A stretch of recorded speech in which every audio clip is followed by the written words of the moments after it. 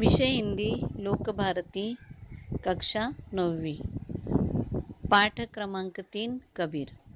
प्रिय छात्रों, आज हम कबीर पाठ का तीसरा भाग सुन रहे हैं। तो सुनते हैं।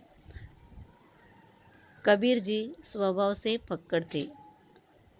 अच्छा हो या बुरा, खरा हो या खोटा, जिससे एक बार चिपट गए उससे जिंदगी भर चिपटे रहो, यह सिद्धांत उन्हें मान्य नहीं था। वे सत्य के जिज्ञासु थे और कोई मोह ममता उन्हें अपने मार्ग से विचलित नहीं कर सकती थी। वे अपना घर जलाकर हाथ में मुराड़ा लेकर निकल पड़े थे और उसी को साथी बनाने को तैयार थे जो उनके हाथों अपना घर जलवा सके। कबीर जी हमें सिखाते हैं कि तुम सत्य की मार्ग पर चलकर ईश्वर को पाने की कोशिश करो। कबीर जी स्वभाव से फक्कड़ थे, मतलब अच्छे थे। जो भी लोग गलतियां करते थे वो उनके मुंह पर बताते थे। कबीर जी कहते थे, मैंने हाथ में मशाल ली और मेरे घर को जलाया, अर्थात घर के अंदर के विकारों को, जैसे मोह माया, उनको जलाया। तो यहाँ पे कबीर अपने शरीर की बात कर रहे हैं, शरीर रूपी घर की बात कर रहे हैं। तो शरीर रूपी घर के अंदर जो भी विकृति है उसको जलाया, ऐसा कबीर कह रहे हैं। और जो मेरे साथ भक्ति के मार्ग में राह में आएंगे उनके घर के भी मैं विकार जलाऊंगा। अर्थात ईश्वर को प्राप्त करने के लिए संसार रूपी मोह माया त्याग देनी चाहिए। और इनका कहना है कि जो मेरे साथ भक्ति मार्ग पे चलेंगे उनके अंदर जो भी विकार है उसको भी मैं जलाऊंगा, अर्थात मिटाऊंगा, और उनको भी ईश्वर प्राप्त करने का मार्ग जो है वो बता दूंगा।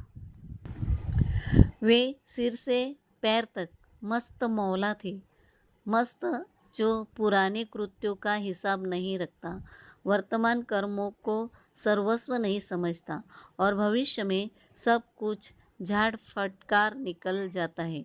जो दुनियादार किए कराए का लेखा जोखा दुरुस्त रखता है वह मस्त नहीं हो सकता।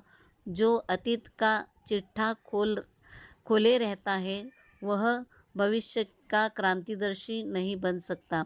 जो मतवाला है वह दुनिया के माप जोक से अपनी सफलता का हिसाब नहीं करता। कबीर जैसे फक्कड़ को दुनिया की होशियारी से क्या वास्ता। ये प्रेम के मतवाले थे मगर अपने को उन दीवानों में नहीं गिनते थे जो माशूक के लिए सिर पर कफन बांधे फिरते हैं। हम कुछ कबीर की पंक्तियाँ सुनते हैं। हमन है इश्क मस्ताना, हमन को होशियारी क्या, रहे आज़ाद या जग से, हमन दुनिया से यारी क्या। जो बिछुड़े हैं पियारे से, भटकते दर बदर फिरते, हमारा यार है हम में, हमन को इंतज़ारी क्या। कबीर जी का स्वभाव मतवाला और फक्कड़ था। वह अपने आप में रमने वाले थे। इसलिए उक्त पद्यांश में कहते हैं कि हम तो स्वयं से प्रेम करते हैं, लोग इस पर क्या कहेंगे। इस होशियारी से हमें कुछ फर्क नहीं पड़ता। यह दुनिया रहे या ना रहे, हमें इस दुनिया से कोई वास्ता नहीं है। हम लोगों के पीछे उनकी होशियारी के लिए भटकने वाले हैं नहीं। जैसे कोई अपना बिछड़ने पर पाने के लिए कोई दर बदर भटकता है, हमारा दोस्त तो हमारे अंदर ही बसता है। उसे कहीं ढूंढने की आवश्यकता नहीं है और ना ही इंतज़ार की आवश्यकता है। इसलिए ये फक्कड़ राम किसी के धोखे में आने वाले न थे। दिल जम गया तो ठीक है और न जमा तो राम राम करके आगे चल दिए। योग प्रक्रिया को उन्होंने डट कर अनुभव किया पर जची नहीं। उन्हें यह परवाह न थी कि लोग उनकी असफलता पर क्या क्या टिप्पणी करेंगे।